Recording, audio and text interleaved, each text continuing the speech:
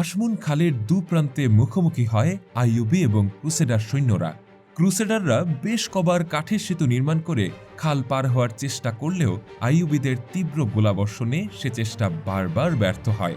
আইয়ুবীরা প্রাণপণে প্রতিরোধ গড়ে তুলে বেশ কয়েকদিন যাবৎ ক্রুসেডারদের দমিয়ে রেখেছিল। ঠিক তখনই অল্প কিছু মুদ্রার বিনিময়ে ক্রুসেডারদের কাছে নিজেকে বিকিয়ে দেন স্থানীয় এক বেদুইন। বাতলে দেয় খাল পার হওয়ার বিকল্প পথ।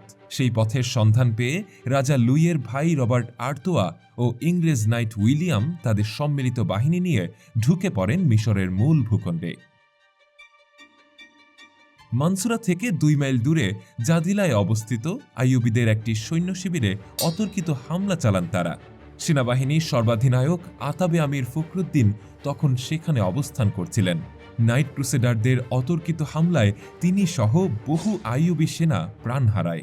বাকিরা ছত্রভঙ্গ হয়ে মানসুরায় পশ্চাদপসরণ করে।